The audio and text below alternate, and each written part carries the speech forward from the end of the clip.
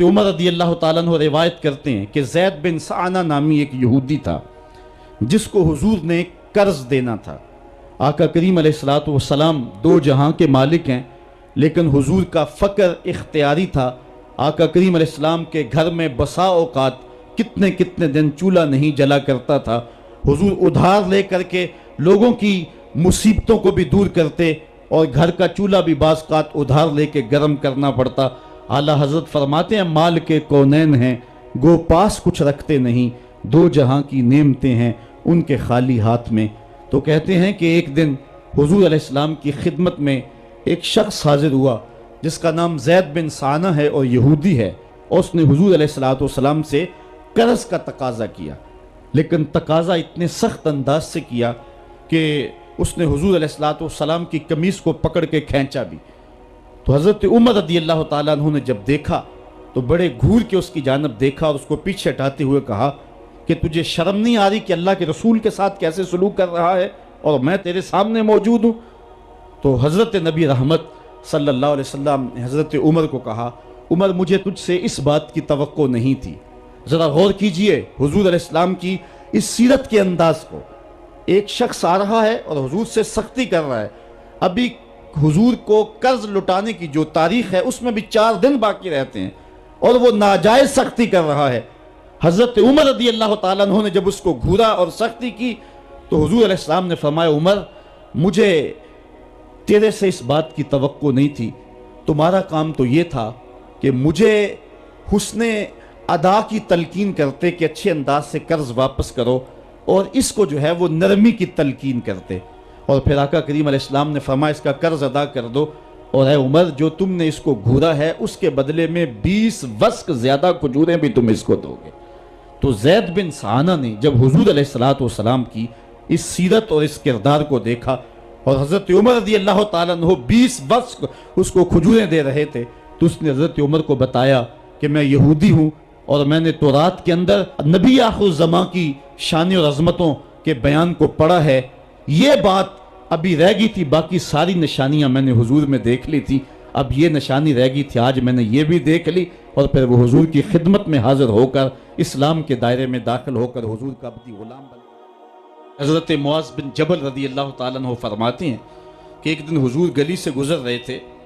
اور میں ایک جانور کی کھال اتار رہا تھا، اور مجھے کھال اتارنے کا طریقہ نہیں تھا، مجبوراً مجھے کھال اتارنا پڑی۔ تو حضور گزرے تو مجھے دیکھا کہ معاذ بن جبل کو کھال اتارنا نہیں آ رہی، تو حضور رک گئے اور آقا کریم نے فرمایا معاذ ٹھہرو ذرا میں تمہیں بتاتا ہوں کہ بکری کی کھال کیسے اتاری جاتی، اور آقا کریم آگے بڑھے اور حضور نے خود جو ہے وہ کھال اتاری، اور پھر مجھے فرمایا معاذ ایسے کھال اتارا کرتے ہیں۔ آج ہم اپنے بڑے پن کو اور اپنی عظمت کو اس انداز سے لوگوں کے سامنے رکھنا چاہتے ہیں کہ ہم جو ہے وہ ٹشو کا ایک ٹکڑا بھی نہیں پکڑ سکتے، اور وہ بھی پکڑانے کے لیے ہمارے پاس ایک خادم موجود ہوتا ہے، لیکن آقا کریم علیہ السلام کی زندگی اور حضور علیہ السلام کی سیرت کی سادگی کا حسن اور جمال یہ ہے کہ حضور اپنے کپڑوں کو خود مرمت کر لیتے ہیں اور اپنے دیگر کام خود کرتے ہیں اور بطیب خاطر کرتے ہیں، اور اس میں کوئی چیز اپنے لیے شرمندگی کی محسوس نہیں کرتے ہیں۔ حضرت حسن رضی اللہ تعالی عنہ حضور علیہ السلام کے نواسے بھی ہیں اور آقا کریم علیہ السلام کی صحابیت کا شرف بھی پایا ہے۔ کہتے ہیں کہ کانا یجلس علی الارض، حضور علیہ السلام کی سیرت یہ ہے کہ حضور زمین پہ بیٹھ جاتے تھے، زمین پر بیٹھنے میں حضور شرمندگی محسوس نہیں کیا کرتے تھے، اس کو اپنے سٹیٹس کے خلاف نہیں سمجھا کرتے تھے، زمین کے اوپر حضور بیٹھ جایا کرتے تھے، اور فرماتے ہیں وَيَطْعَمُ، اور زمین کے اوپر بیٹھ کر کے حضور علیہ السلام کھانا تناول فرمایا کرتے تھے۔ حضور کی عادت یہ تھی کہ آقا کریم جب بھی کھانا کھاتے تو حضور جھک کر کے کھانا کھاتے۔ فرماتے ہیں کہ میرے پاس ایک فرشتہ آیا جو کعبۃ اللہ کے صحن میں کھڑا تھا، اور اس کی کمر کعبۃ اللہ کی چھت کے برابر تھی، اتنا اس کا قد تھا، اور اس نے مجھے کہا کہ آپ اگر چاہیں تو آپ کو نبی اور بادشاہ بنا دیتے ہیں، اور آپ اگر چاہیں تو آپ کو عبد اور نبی بناتے ہیں۔ تو فرماتے ہیں کہ میں نے جبریل کو دیکھا، اور جبریل مجھے اشارے سے تواضع کا حکم دے رہے ہیں، تو میں نے عرض کی کہ میں نبی اور عبد بننا چاہتا ہوں، تو جب یہ بات حضور نے کہی تو فرمایا عائشہ اگر میں نبی اور بادشاہ بنتا تو یہ جتنے بھی پہاڑ ہیں یہ سونا بن کے میرے ساتھ چلتے، لیکن میں نے اس بات کو اختیار نہیں کیا۔ اور اس کے بعد حضور علیہ السلام جب بھی کبھی کھانا کھاتے تو حضور جھک کر کے کھاتے، جس طرح مالک کی دہلیز سے خیرات ملتی ہے اور کوئی خادم اس کو جو ہے وہ شکرانے کے طور پہ جو ہے وہ انتہائی عجز کے ساتھ کھاتا ہے، ساری زندگی حضور نے کھاتے اور پیتے ہوئے تکیہ نہیں لگایا،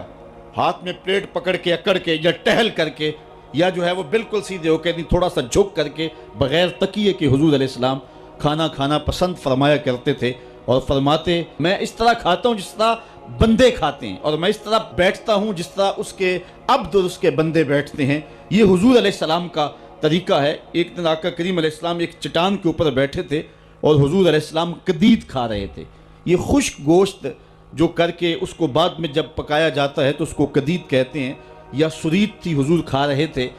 تو ایک خاتون وہ گزری، اور اس کے بارے میں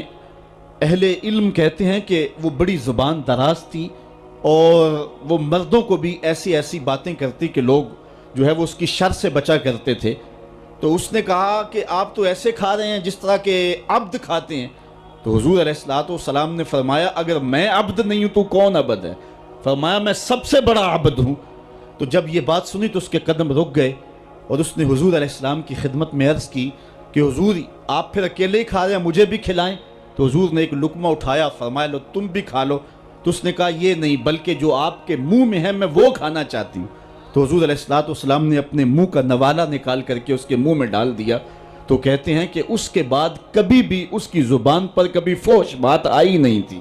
حضور کے جوتے کی وہ برکت تھی اور اس کا وہ فیضان تھا کہ اس کے اندر ایسی روشنی ہو گئی۔ پہلے وہ سخت لعان تھی، گالیاں دینے والی تھی اور فحش گفتگو کرنے والی تھی، لیکن حضور علیہ السلام کے جوتے کی برکت سے اللہ تعالیٰ جل شانہ نے اس کی زبان کو حسن بھی دے دیا اور جمال بھی عطا فرما دیا۔ تو حضور علیہ السلام کی عادت تھی کہ آقا کریم زمین پہ بیٹھ کے کھاتے، جھک کے کھاتے، فرماتے میں ایسے کھاتا ہوں جس طرح عبد کھاتے ہیں۔ وَيَلْبَسُ الْغَلِيظ، اور آقا کریم علیہ السلام موٹے کپڑے پہنتے تھے، باریک ترین کپڑے پہننے سے حضور نے گریز کیا ہے۔ اور یہ وَيُطِيلُ الصَّلَاةَ، اور حضور کی نماز لمبی ہوا کرتی تھی۔ وَيُكَسِّرُ الْخُطْبَةَ، اور خطبہ حضور مختصر فرمایا کرتے تھے۔ وَلَا يَانِفُ أَن يَمْشِيَ مَعَ الْأَرْمَلَةِ وَالْمِسْكِينِ فَيَقْضِي لَهُ الْحَاجَةَ، اور حضور علیہ السلام اس بات میں کوئی شرمندگی محسوس نہیں کیا کرتے تھے کسی مسکین، کسی لاچار، کسی بیوہ، کسی یتیم اور کسی مسکین کے ساتھ چلیں اور اس کے کام آئیں اور مصیبت میں اس کا دکھ بانٹ دیں اور اس کی حاجت کو حضور پورا فرما دیں۔ یہ حضور علیہ السلام کی سیرت کے وہ روشن پہلو ہیں کہ آقا کریم علیہ السلام کی سیرت زمانے کے سامنے ایسا نور بانٹتی ہے، ایسے اجالے پھیلاتی ہے۔ ایک شخص نے حضور علیہ السلام سے وعدہ کیا کہ آپ یہاں رکیں اور میں ابھی آتا ہوں، تو آقا کریم علیہ السلام اس کے انتظار میں وہاں رکے۔ 3 دن گزر گئے اور وہ نہ آیا، چونکہ حضور وعدہ کر چکے تھے کہ میں تیرے آنے تک یہاں رہوں گا۔ تیسرے دن اس کو جا کے یاد آیا تو وہ واپس پلٹا، تو آقا کریم نے جواب میں صرف اتنی بات کہی، آپ نے فرمایا یا فتح قد شککت علیہ، اے نوجوان تو نے تو مجھ کو مشقت میں ڈال دیا۔